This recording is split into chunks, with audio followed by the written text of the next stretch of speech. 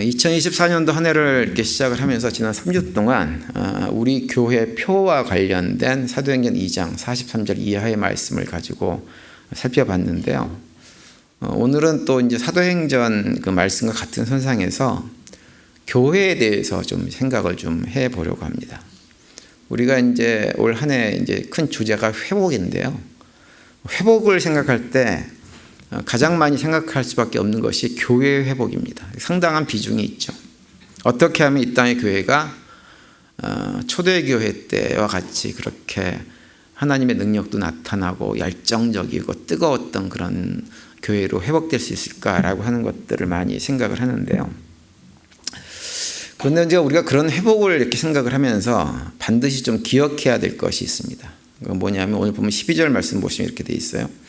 몸은 하나인데 많은 지체가 있고 몸의 지체가 많으나 한 몸인 것 같이 그리스도도 그러하니라 이렇게 말씀을 하고 있습니다. 여기서 그리스도도 그러하니라 라고 말씀하시는데 그리스도가 뭐가 그러하다는 말일까요?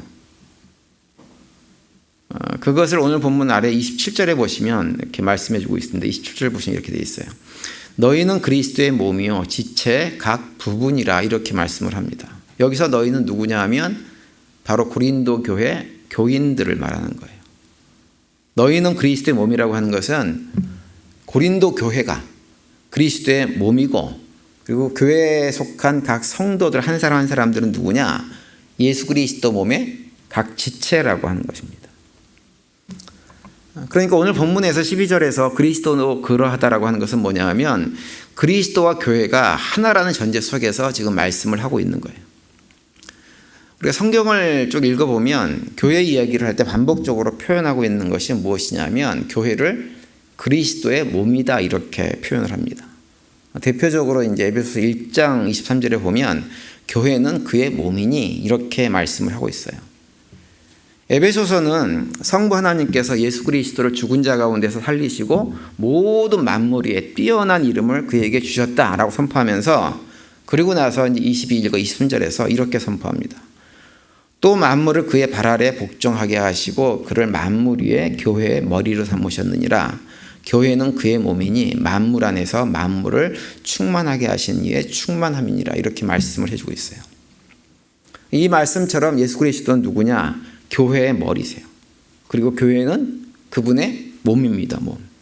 그리고 우리 성도 각자 한 사람들은 누구냐? 그리스도의 몸 안에 붙어 있는 그 안에 있는 지체들이다라고 말씀을 하고 있는 거예요. 그래서 그것을 오늘 본문 고린도전서 12장 12절에서 강조하고 있는 거예요. 몸은 하나인데 많은 지체가 있고 또 많은 지체가 있으나 한 몸인 것 같이 그리스도도 그러하다고 하는 거죠. 하나라고 하는 것입니다. 우리에게 성도님들은 이 사실을 믿으십니까? 교회가 그리스도의 몸이고 교회의 머리가 예수님이라는 사실을 그대로 믿으세요? 아멘을 잘 안 하시네요, 많이. 그리고 이 자리에 계신 한 사람 한 사람들이 우리 모두가 다 예수님의 몸에 지체라는 사실도 믿으세요? 여러분, 우리가 있잖아요. 정말 그 사실을 믿는다고 하면 어떠한 것이 되었든지요. 특별히 교회에 관해서는요, 우리가 걱정할 것이 아무것도 없습니다. 많은 분들이 교회를 걱정합니다. 교회 미래에 대해서 걱정합니다. 특별히 교회의 미래 속에, 사회 속에서 교회가 완전히 소멸될지도 모른다 이렇게 걱정하시는 분들도 많이 계세요. 근데 그렇게 말하는 이유가 있어요. 뭐 때문이냐면 유럽 교회를 보니까 그럴 것 같다는 생각이 참 많이 드는 거예요. 유럽 교회는요 거의 소멸 수준입니다. 특별히 유럽의 개신교 교회가 그런 상황에 지금 현재 처해져 있습니다. 있는 교회도 다 누구만 남아있냐면 80대 이상 되어진 할머니 할아버지들만 교회에 겨우 남아있고 젊은 사람들은 전혀 보이지 않습니다. 19세기만 해도 전 세계를 향해서 수많은 선교사들을 파송했던 교회들이에요. 그런데 채 100년이 되지 않아가지고 교회가 거의 소멸 수준으로 떨어져 있는 거예요. 근데 그런 걱정을 사실은 전체 교회, 유럽 교회만 걱정하는 것이 아니라 사실은 각 지역에 있는 로컬 처치, 우리 교회 교회인들 우리들도 사실은 우리 교회에 대해서 그런 걱정을 하시는 분들이 계세요. 그래서 우리 교회가 혹시 앞으로 10년, 20년 뒤에 잘못될까 봐 걱정을 하세요. 현실적으로 보면 그런 걱정이 지극히 맞는 걱정입니다. 충분히 이해가 되는 걱정이에요. 그런데 우리가 그런 걱정을 하고 있을 때 기억해야 될 것은 무엇이냐면 이 교회의 머리는 누구다? 예수님이다 라고 하는 사실을 잊지 말아야 돼요. 그리고 이 교회는 누구의 교회다? 예수님의 교회라는 사실을 잊지 말아야 됩니다. 여러분, 교회가 예수 그리스도의 몸이라고 한다면, 그리고 그분이 우리 교회의 머리라고 한다면 생각을 해보세요. 이 교회가 완전히 망가지고 결국은 이 땅에서 완전히 소멸되는 그 길로 가도록 그냥 놔두시겠어요? 그럴 수가 없잖아요. 그렇죠? 그래서 우리는 사실은 교회를 걱정할 필요가 없어요. 그런데 교회를 걱정하시는 분들이 의외로 많이 있습니다. 그런데 정말 우리가 예수님께서 교회의 머리이고 우리는 그분의 몸이고 각 사람은 지체라는 사실을 믿는다고 한다면 빌립보 4장에서 말씀하고 있는 것처럼 우리는 아무것도 걱정하지 말고 하나님께 감사하는 삶을 살아야 됩니다. 빌립보서 4장 6절과 10절에 보면 이런 말씀이 있죠.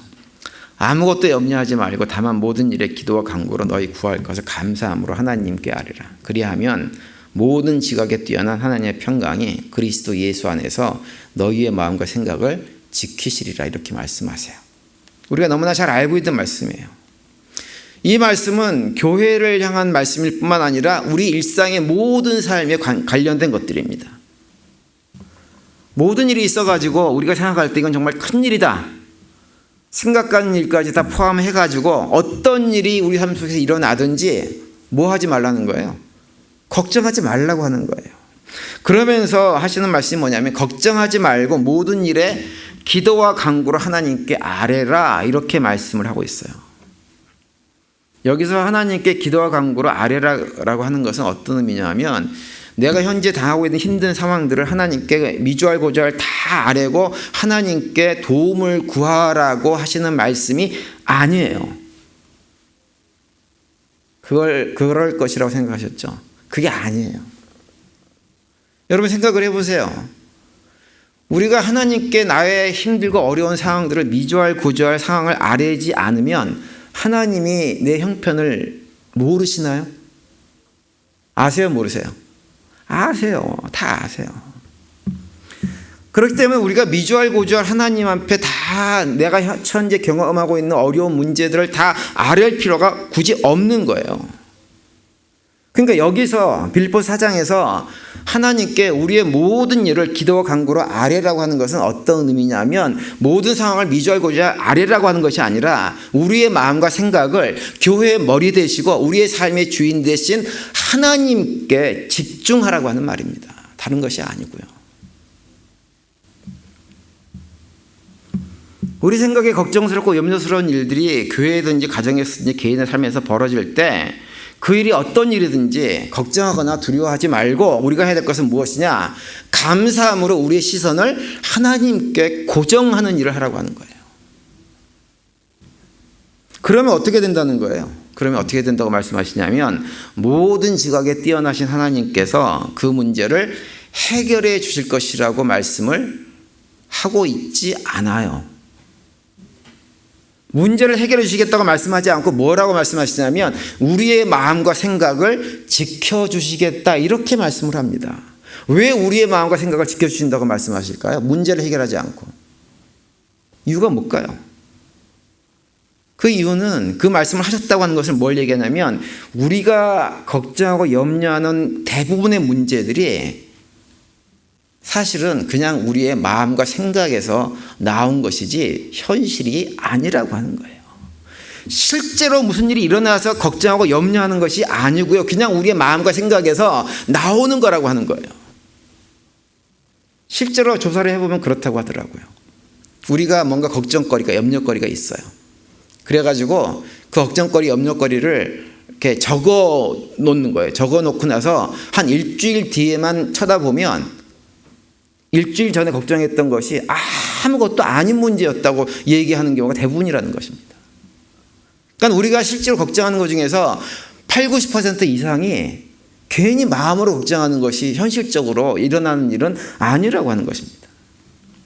그런데 우리는 왜 그렇게 걱정할까요? 염려할까요? 이유가 뭘까요?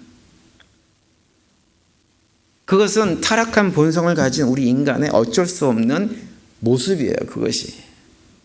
여러분, 타락한 인간들, 우리 인간들은요, 기본적으로 무엇을 느끼냐면 타락해서 내가 하나님과 관계가 멀어져 있기 때문에 그 멀어진 것으로부터 하나님이 나에게 그 멀어진 이유 때문에 아무것도 도움을 주지 않는다고 하는 느낌을 본능적으로 갖습니다. 하나님의 보호 아래 있어야 우리 마음이 편안하고 안정되는데 그렇지 않은 거예요. 그래서 걱정을 합니다. 아무 일이 일어나지 않아도 걱정을 하는 거예요. 성경에 보면 그랬던 사람의 예가 있어요. 창세기 4장에 보면 가인이 동생 아벨을 어떻게 해요? 돌로 쳐서 죽여버리죠.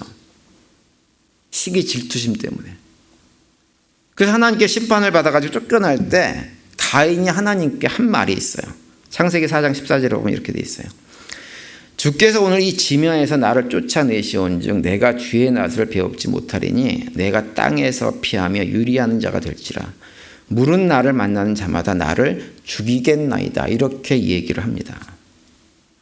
여러분, 당시에 가인을 죽일 사람이 있었어요? 없었어요? 많이 사람들이 있었습니까?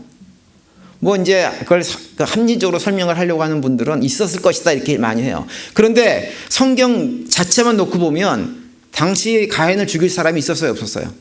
아담과 하와 아들 딱 2명이었잖아요. 가인과 아벨. 아벨은 죽었어요. 그러면 누구 혼자 남았어요? 가인 혼자 남았어요. 죽일 사람이 아무도 없어요. 아무도 없는데 가인 혼자 생각을 하는 거예요. 혹시 어디서 내가 돌아다니다가 혹시 나 같은 놈 만나가지고 내가 그 사람한테 죽임을 당할지 모르겠다는 생각을 본인 스스로 하는 거예요. 그것이 무엇이냐? 하나님과 관계가 끊어져서 죄 가운데 떨어진 인간들이 본인 스스로 마음속으로 갖게 되는 걱정과 염려, 불안인 것입니다. 그것을 보여주고 있는 거예요. 혼자 생각하는 거예요. 그래서 우리 인간들은요, 태어나면서부터 이 습성을 가지고 태어납니다. 그래서 아무것도 일어나지 않았는데 일어나지 않은 일을 미리 걱정하고 염려하고 불안해하고 두려워하는 일들을 계속하고 사는 거예요, 그냥. 그러니까 우리가 실질적으로 불안해하고 걱정하고 염려하는 원인이 뭐가 일어나서가 아니라 우리 마음으로부터 오는 것이기 때문에 우리한테 뭐라고 말씀하시냐면 하나님께 아뢰고 하나님을 바라보면 하나님께서 우리의 마음과 생각을 지켜주시겠다고 말씀을 하고 있는 것입니다. 그래서 마태복음 6장에서는 예수님께서 이런 말씀을 하시죠. 6장 27절에 보시면 너희 중에 누가 염려함으로 그 길을 한 자라도 더할 수 있겠느냐 이렇게 말씀합니다. 우리가 걱정하고 염려한다고 해서 뭘 어떻게 할 수 있는 문제가 별로 없어요, 사실은. 걱정하고 염려한다고 해서 그래서 나름대로 내가 최선을 다해서 단도리를 열심히 한다고 해가지고 문제가 해결되냐면 해결되지 않는 일들도 굉장히 많이 있습니다. 그러니까 우리가 한다고 해서 해결되는 것도 아니고 안 한다고 해서 해결이 안 되는 것도 아니에요. 우리 인생을 살아봐서 그런 경험들을 많이 해보지 않으셨어요? 괜히 긁어부스럼 만든다 그러잖아요. 내가 가만히 있으면 차라리 나을 걸. 괜히 그냥 내가 해결해 보겠다고 나섰다가 그리고 부스럼이 돼가지고 일만 더 커지는 일들을 우리가 살면서 다 걱정을 합니다. 그러니 성경에서 우리한테 권면하는 말씀은 염려하고 걱정하지 말라라고 하는 거예요. 저는 그것이 교회에 대해서도 마찬가지라고 봅니다.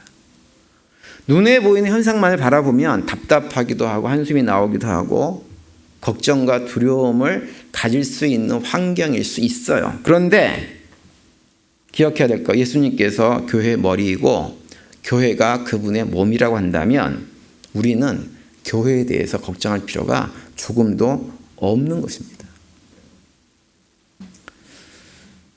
저는 1999년도 10월 31일에 뉴저지에 있는 어느 교회에서요, 그러니까는 파트타임 행정 목사로 처음에 사역을 시작을 하면서 그 교회에서 목사 안수를 받을 수 있도록 이렇게 도와줬어요. 그래가지고 목사 안수를 그때 받았습니다. 그리고 나서 2000년에 그 여름에 뉴욕 용커스에 있는 한인동산 장로교회라고 하는 교회에 풀타임 부목사로 이렇게 사역을 이제 시작을 했어요. 근데 제가 이렇게 시간을 되돌아보면 그 2000년 여름부터 제가 그 교회 2005년 12월까지 거기 있었거든요. 5년 반을 거기 있었는데 제가 미국에서 생활하고 사역을 하면서 가장 행복했던 때가 언제냐면 그때입니다. 그때예요. 앞으로는 또 우리 교회가 그때가 됐으면 좋겠는데요. 어쨌든 지금까지는 그때가 너무 행복했어요. 왜 그랬냐면 일단 그 교회 목사님이 참 훌륭하신 분이셨습니다. 그분이 저한테 기회를 참 많이 주셨어요. 부목사로 이렇게 저를 갖다가 하이어를 하셔가지고는 어떻게 하셨냐면 제가 담임 목사처럼 사역을 하도록 그렇게 이렇게 해주셨습니다. 그래서 저희 입장에서 굉장히 부담스럽긴 했지만 한편으로는 제가 거기서 5년 반 있으면서 실질적으로 목회에 대한 기본적인 훈련을 거기서 받을 수가 있었죠. 그 교회 목사님 어떻게 하셨냐면 교인들이 제가 이제 그 교회 부임하고 나서 불과 얼마 안 돼서부터 어떻게 하셨냐면 교인들이 그 자기한테 뭐 이렇게 이것저것 교회에 대해서 묻잖아요. 그러면 항상 뭐라고 하셨냐면 이규훈 목사님하고 상의하세요. 그렇게 하셨어요. 무슨 뭐 교회에 관련된 문제든지 주일학교에 관련된 문제든지 교회 관리하는 문제든지 이런 모든 문제를 자기가 교인들이 뭘 물으면 이규훈 목사님하고 상의하세요. 그렇게 하셨어요. 그래서 교인들이 다 교회 문제를 저한테 와서 상의를 했습니다. 제가 그때 거기에서 목회를 처음 풀타임 부목사를 시작한 나이가요 37일 때예요. 37부터 43살까지 거기에 있었습니다. 그러니 지금 생각해보면 아주 어릴 때입니다. 젊을 때가 아니라 어릴 때에 있었어요. 그랬는데도 그 목사님이 저한테 그렇게 하셨습니다. 그리고 생각해보면 그때 그 목사님 연세가 지금 제 나이랑 똑같았어요. 저랑. 그런데 그 목사님께서 저한테 거의 사역의 모든 것들을 일임하시다시피 하셨고 주일 예배는 한 달에 한 번씩 제가 강단에 서서 설교할 수 있도록 해주시고 수요 예배는 격주로 돌아가면서 하고 새벽 예배는 일주일에 7일 하는 새벽 교회였는데 7일 중에 3일은 본인이 하시고 나머지 4일은 저보고 하라고 그랬어요. 강단 거의 절반을 저한테 내주신 거예요. 담임 목회자가 부목사한테 그렇게 하기가 정말 어려운 일입니다.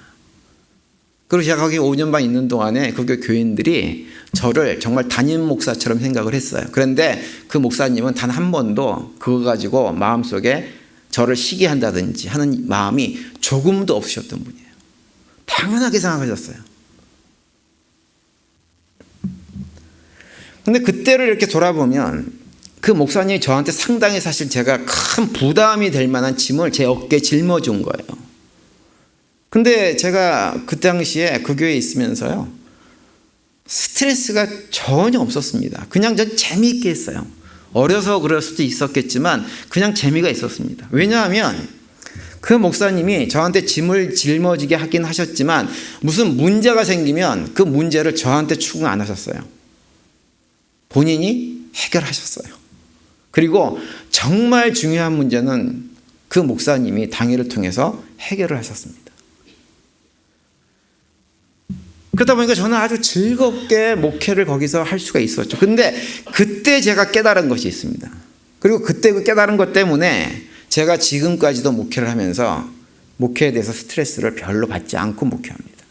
뭐냐 하면 제가 그때 그 목사님의 모습을 보면서 어떤 생각을 했냐면 저는 앞으로 제가 어떤 교회에 가가지고 담임 목회를 한다고 해도 나는 절대로 스스로 날 자신을 담임 목회자라고 생각하지 말아야 되겠다라는 생각을 그때 했습니다. 그리고 끝까지 난 부목사로만 남겠다 이렇게 생각을 했어요. 전 지금도 제가 부목사라고 생각을 합니다. 우리 교회 부목사예요 저는. 그럼 우리 교회 담임 목사는 누굴까요? 누구일 것 같으세요? 예수님이 우리의 담임 목사님이세요. 예수님이. 그분이 우리의 교회 머리고요. 그분이 우리 교회 담임 목사님이세요.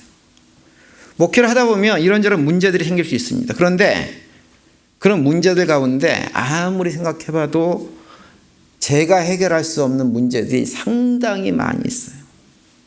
하나님이 저에게 주신 능력을 가지고, 지식을 가지고, 지혜를 가지고, 경험을 가지고 해결이 안 되는 문제들도 상당히 많이 있어요.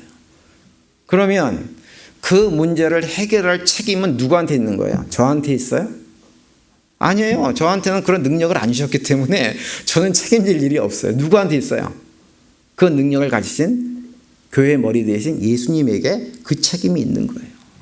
그분이 해결하셔야 됩니다. 그분이. 오히려 제가 그 문제를 해결해 보겠다고 저의 짧은 시간을 가지고 이렇게 저렇게 문제를 해결해 보려고 하면 오히려 문제만 더 복잡해집니다. 제가 그것도 해봤어요. 그러니까 정말 문제만 복잡해지지 아무것도 해결되지 않았습니다. 그리고 제가 해결할 수 있는 문제는요, 딱 보면 길이 보여요. 아, 이건 이렇게 하면 되겠다 보입니다. 그런데 길이 안 보이는 것은 그건 저한테 은사가 없는 거예요. 그걸 해결할 능력이 없는 거예요. 그러면 어떻게 해야 돼요? 시선을 문제에 두지 않고 예수님에게로 돌려야 됩니다.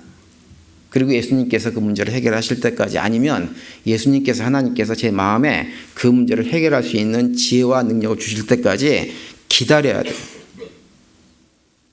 저는 목회를 그렇게 합니다. 그래서 목회에 대한 스트레스가 별로 없어요. 그래서 새벽에 기도할 때도 제가 우리 교회에 어떤 문제가 있으면 그 문제를 가지고 그냥 하나님께 맡기는 기도만 열심히 해요. 하나님, 지혜 주세요. 아니면 주님께서 해결하세요. 지혜를 주시든지 해결하시든 둘 중에 하나 하세요. 그렇게 하는 시간을 가집니다. 굳이 제가 모든 문제를 다 해결하려고 하지를 않아요. 왜? 교회 머리는 누구기 때문에? 예수님이고 그분이 우리 교회 담임 목사님이세요. 제가 성경 구절 좋아하는 곳이 몇 군데 있는데 그 중에 하나가 뭐냐면 열왕기상 3장 7절 말씀입니다. 그 말씀 보시면 이렇게 되어 있죠. 나의 하나님 여호와여, 주께서 종으로 종의 아버지 다윗을 대신하여 왕이 되게 하셨사오니 종은 작은 아이라 출입할 줄을 알지 못하고 라고 말씀입니다. 이건 솔로몬이 하나님께 고백한 고백의 내용이죠. 솔로몬이 아버지 다윗을 이어가지고 이스라엘 왕이 되고 나서 기브온 땅에서 하나님께 1000번째 제사를 올려드립니다. 그리고 나서 제사 끝나고 나서 꿈에 하나님께서 솔로몬을 찾아오세요. 그러면서 내가 너에게 무엇을 해주랴 이렇게 묻습니다. 그러자 솔로몬이 하나님께 대답한 말, 고백이 이 열왕기상 3장 7절 말씀이에요. 이 7절 말씀에서 늘 제가 이 본문을 읽을 때마다 저에게 감동 주는 것은 표현은 무엇이냐면 종은 작은 아이라 출입할 줄을 알지 못하고, 이 부분입니다. 솔로몬은 자기 자신을 늘 종으로 생각해요. 종으로. 하나님의 종으로. 자기가 왕의 자리에 있지만 나는 왕이다라 생각을 하지 않고 나는 종이다 이 생각을 했어요. 그러면서 출입할 줄을 알지 못하는. 백성들이 많이 있는데 그 백성들이 가지고 있는 문제들을 해결할 능력이 본인에게 없다고 하는 고백입니다. 그래서 하나님께 뭘 구하냐면, 하나님, 내가 백성들을 통치하고 다스리고 해야 되는데 하나님 저에게 지혜 주세요. 그래야 제가 이 백성들을 다스릴 수 있습니다. 그러자 하나님께서 그 얘기를 들으시고 어떻게 하셨어요? 지혜만 주신 것이 아니라 솔로몬이 구하지 않은 부와 영광과 생명까지 다 주셨다고 하는 얘기가 나오잖아요. 여러분, 우리는 이따가 열왕기상 3장 말씀을 이렇게 읽으면서 무엇에 초점을 많이 가지고 있냐면, 솔로몬이 하나님께 지혜를 구했더니 하나님께서 지혜 주실 뿐만 아니라 부와 영광과 생명까지 주셨다. 그러니까 부와 영광과 생명을 얻었다는 것에 초점을 둬요. 그래서 내가 지혜를 구하면 하나님께서 나머지 건 당연히 주시겠지라는 기대감을 가지고 이 말씀을 볼 때가 많이 있습니다. 그런데 우리가 기억해야 될 것은 부와 영광과 생명이 아니에요. 그 말씀에서 우리가 기억해야 될 것은 그 고백이에요. 종은 작은 아이라. 그것을 기억해야 됩니다. 그 고백을 한마디로 얘기하면 겸손한 자세, 겸손한 자세. 왕이란 높은 자리에 있으면서도 자신을 종으로, 아무것도 알지 못하는 아이로 스스로 고백하는 그 겸손. 저는 목사이기 때문에 교회 관련된 말씀들을 많이 하고 목회에 관한 말씀들을 드리지만 전 우리 교회 모든 성도님들이 교회 생활뿐만 아니라 또 이웃과의 주변 사람과의 관계의 문제, 또 개인의 삶의 문제, 여러 가지 많은 문제 있어가지고 그 문제들을 다룰 때 솔로몬이 고백했던 것 같은 그런 고백 가운데서 그 문제들을 바라보는 자세를 가질 수 있었으면 좋겠어요. 종은 작은 아이라. 종은 작은 아이라. 저도 그런 자세를 가지고 목회를 하려고 합니다. 그래서 우리 삶 가운데 어떤 문제가 일어나든지 하나님께 주시는 지혜로 그 문제를 감당하고, 하나님께 주시는 지혜가 없으면 그 문제는 하나님께, 하나님 아버지 알아서 하세요, 내어 맡길 수 있는 그런 믿음의 길을 걸어가서 스트레스 받지 말고, 스트레스 받으면 아픕니다. 스트레스 받지 말고 편하게 믿음의 길을 걸어갈 수 있는 우리 모두가 되시기를 간절히 바랍니다. 그런데 이제 제가 이렇게 말씀을 드리면 마음속으로 또 이런 생각을 하시는 분들이 더러 있을 거예요. 목사님, 그럼 우리가 아무것도 안 하고 그냥 하나님만 바라봐야 됩니까? 이렇게 생각할 수 있어요. 너무 무책임하지 않아요? 목사님 목회를 그렇게 무책임하게 하세요? 이렇게 생각할 수 있습니다. 맞아요. 그런 생각할 수 있습니다. 하나님이 우리 삶의 주인이고 예수님께서 우리 교회 머리가 되시고 그분을 갖다가 담임 목사님으로 맡겼다고 해서 다 알아서 하세요, 난 몰라요 라고 할 수는 없는 거죠. 그게 맞는 얘기입니다. 그래서 제가 그렇게 하자고 하는 말씀을 드리는 건 아니에요.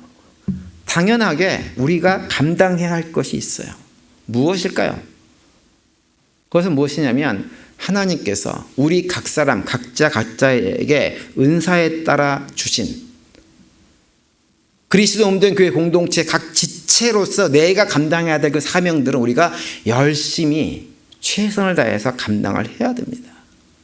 그것은 우리가 해야 될 몫이에요. 그것은. 그래서 오늘 보면 10절에 보시면 이렇게 말씀하죠. 어떤 사람에게는 능력 행함을, 어떤 사람에게는 예언함을, 어떤 사람에게는 영들 분별함을, 다른 사람에게는 각종 방언 말함을, 어떤 사람에게는 방언들 통역함을 주시나니, 이렇게 말씀을 합니다. 우리 모두에게 성령 하나님께서 우리 각자에게 주신 은사들이 다 있어요. 그 은사에 따라서 그리스도의 몸된 교회의 공동체 지체로서 감당해야 할 사역들이 우리에게 다 주어져 있습니다. 그래서 그 맡겨진 은사에 따라 은사에 따라 주신 그 사명들, 지체로서의 역할들 우리가 열심히 감당을 해야 되는 거예요. 여러분, 우리 몸을 생각해 보세요. 우리 몸의 지체 가운데 단 한 곳이라도 제대로 워킹을 하지 않으면 어떻게 됩니까? 몸이 전체가 너무너무 아픕니다. 그것만 아픈 곳이 아니에요. 몸 전체가 너무너무 아픕니다. 그런데 여러분 생각을 해보세요. 교회 공동체, 교회에 이런저런 문제가 생기는 건 다른 데 있는 것이 아니라고 하는 거예요. 우리가 지체로서의 내가 맡긴 역할이 있는데 내가 그 역할을 안 하는 순간 어떻게 되는 거예요? 교회는 아플 수밖에 없는 거예요. 그러면 교회가 이런저런 아픔이 있고 어려움이 있으면 가장 먼저 점검해야 될 것이 있어요. 누구예요? 나 자신이에요. 내가 정말 우리 교회 공동체 안에서 지체로서 내 역할을 감당하고 있나 제대로? 하나님께서 나에게 맡기신 은사가 있고 사명이 있고 내가 역할이 있는데 그 역할을 내가 정말 제대로 감당하고 있나라고 하는 것을 나 스스로 점검을 해야 됩니다. 우리가 해야 될 것은 교회를 걱정하는 게 아니에요. 그 걱정은 하나님께 내가 맡겨버려야 돼요. 그리고 우리가 유일하게 관심을 가져야 될 것은 무엇이냐? 나는 교회의 지체인데, 한 사람의 지체, 한 지체인데 지체로서 내 역할을 감당하고 있는가? 이것을 점검하는 것을 항상 해야 됩니다. 교회가 아무리 문제가 많아도요, 내가 교회의 한 지체로서 맡겨진 사명을 최선을 다해서 감당을 하고, 그래서 내가 건강하게 믿음의 삶을 살아가면 그것만큼 교회가 어떻게 돼요? 건강해지는 거예요. 그것만큼 건강해지는 거예요. 그래서 교회가 문제가 많다, 어려움이 많다라고 얘기를 할 때 가장 먼저 점검할 것은 나고, 내가 지체로서 건강하게 믿음의 삶을 살기 위해서 최선을 다하면 우리 교회는 건강해질 수밖에 없는 것입니다. 그런데 교회 문제가 많다고 얘기하면서도 결국은 자기가 지체로서 역할을 감당해야 될 사명들은 돌아보지도 않고 또 어떤 경우는 내가 어떤 역할을 감당해야 될지도 관심은 또 가지지 않아가지고 아무것도 하는 일이 없다고 한다면 교회가 힘들어지고 어려워지고 병드는 원인은 어디서 찾아야 돼요? 본인 자신에게 있을 가능성이 많은 것입니다. 그거 점검해야 됩니다. 그런데 많은 경우 자신을 점검하지 않아요. 누굴 점검할까요? 옆에 있는 사람을 점검합니다. 다른 사람들. 그러면서 누구 때문에 문제가 있다. 그 사람 내려와야 된다. 그래야지 문제 해결된다. 그러면서 다른 사람들만 계속 문제를 삼는 거예요. 그러다 보니까 어떤 결과가 생기느냐. 문제는 해결되지 않고요. 교회가 점점점 어려움에 처할 수밖에 없게 되는 거예요. 여러분 그동안의 신앙생활을 해오시면서 지나왔던 과거의 교회 역사와 신앙해왔던 교회를 한번 되돌아보세요. 교회가 어려워지는 이유는 다 거기에 있습니다.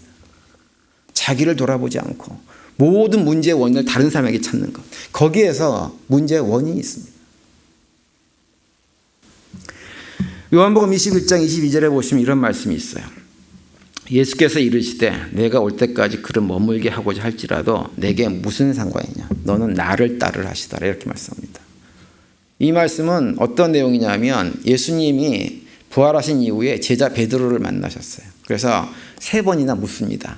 야 베드로야 너가 나를 사랑하냐? 이렇게 물었어요. 제자 베드로가 주님 제가 주님을 사랑합니다. 사랑합니다. 반복해서 얘기를 했어요. 그런데 그때마다 예수님께서 하신 말씀은 뭐냐면 너는 내 양을 먹이라. 내 양을 치라. 내 양을 먹이라. 이 말씀을 똑같은 말씀을 3번 계속하셨습니다. 제자 베드로가 예수님에게 그런 사명을 그런 고백을 하고 그런 사명을 받았으면 이제 제자 베드로가 해야 될 생각은 뭔가요? 내가 어떻게 하면 이 사명을 제대로 감당할까 고민하고 관심을 갖고 주님께서 나에게 맡겨주신 양들에게 바른 꼴을 먹이기 위해서 그들을 치기 위해서 내가 해야 될 것은 무엇일까? 어떻게 해야 되나? 라고 하는 것을 고민하고 그 문제를 예수님에게 묻고 예수님 내가 어떻게 해야 돼요? 지혜 주세요. 가르쳐 주세요. 이게 제자 베드로가 해야 될 지극히 당연한 반응이었어요. 그런데 제자 베드로는 거기에 관심을 갖지 않았습니다. 그리고 어떻게 했냐면 옆에 있는 다른 제자를 언급하면서 주님 근데 쟤는 어떻게 될 것 같으세요? 이렇게 물었다고 하는 거예요. 그러자 예수님께서 제자 베드로에게 하신 말씀이 뭐냐면 다른 사람에게 관심을 갖지 말고 너는 나를 따라 내가 너에게 준 사명들을 감당할 그 생각을 하라고 말씀을 하고 계신 거예요. 여러분 예수님께서 제자 베드로에게 하신 말씀은 오늘날 우리들에게 그대로 적용됩니다. 우리가 관심을 가져야 될 것은 다른 지체들이 뭘 신앙생활을 뭐 어떻게 하고 있는지 잘하고 있는지 못하고 있는지 관심을 갖는 것이 아니에요. 그것은 그분하고 예수님과의 관계 속에서 알아서 잘할 수 있도록 맡겨놓고 우리의 유일한 관심은 무엇이냐? 나 자신이에요. 내가 예수님의 몸된 교회의 지체로서 나는 내 역할을 제대로 감당하고 있는가? 그리고 그런 고민과 그런 돌아봄 속에서 내가 지체로서 역할을 제대로 잘 감당하게 되어지면 내가 건강해지는 것만큼 교회는 자연스럽게 건강해질 수밖에 없는 것입니다. 여러분 우리 교회에 대해서 어떻게 생각하세요? 우리 교회 상태가 어떻다고 생각하세요? 병들었다고 생각하세요? 건강하다고 생각하세요? 병들었다고 생각하는 분이 있다고 한다면 그 책임이 누구에게 있어요? 목사에게 있어요? 당회원들에게 있어요? 권사님들에게 있어요? 장로님들에게 있어요? 누구에게 있어요? 누구에게 있어요? 자기 자신에게 있는 거예요. 끊임없이 생각을 해야 됩니다. 과연 나는 교회의 머리 대신 예수 그리스도가 몸으로서 그 몸 안에 있는 하나의 지체인데 그 지체로서 역할을 제대로 감당하고 있는가라고 하는 것을 돌아봐야 됩니다. 그리고 내가 내 역할과 기능을 잘 하고 있어요. 잘 하고 있음에도 불구하고 여전히 걱정할 거리가 있고 염려할 거리가 있어요. 있으면 어떻게 해야 돼요? 그 문제는 하나님께 맡겨버려야 돼요. 그러면 교회 머리가 되신 예수님께서 교회 주신 하나님께서 그 문제는 하나님 방법으로 해결을 하세요. 우리가 생각할 때는 좀 시간이 더디기도 하고 우리가 생각하지 못하는 방법으로 하실 수는 있지만 하나님께서 그 문제를 반드시 해결을 하세요. 고린도전서 4장 1절과 2절에 보면 이렇게 말씀해 주고 있습니다. 사람이 마땅히 우리를 그리스도의 일꾼이요 하나님의 비밀을 맡은 자로 여길지어다. 그리고 맡은 자들에게 구할 것은 충성이니라. 이렇게 말씀을 합니다. 교회의 머리 되신 예수님께서 우리 각자에게 요구하시는 것은 무엇이냐면 충성이에요. 충성. 여기서 말하는 충성은 신실함입니다. 맡겨진 사명을 주님이 그만해라 라고 말씀하실 때까지 끝까지 최선을 다하는 것, 그것을 말씀하는 거예요. 우리가 해야 될 것은 걱정하는 것이 아닙니다. 우리가 해야 될 것은 충성하는 거예요. 저는 우리 모든 성도님들이 맡겨진 사명들, 지체로서의 사명을 잘 감당하는 삶을 살아갈 수 있게 되기를 바랍니다. 그래서 교회의 위기를 얘기하는 그런 시대 속에서도 우리가 함께 하시고 우리 가운데 일하시는 주님을 새롭게 만나고 경험하면서 교회를 건강하게 세워나가는 귀한 일꾼으로 쓰임받는 우리 모두가 되시기를 바랍니다. 이번 한 주간도 그런 고백 가운데 승리하시고 그 가운데 주님께 주시는 평강이 넘치는 복된 한 주간이 되시기를 간절히 축원을 드립니다.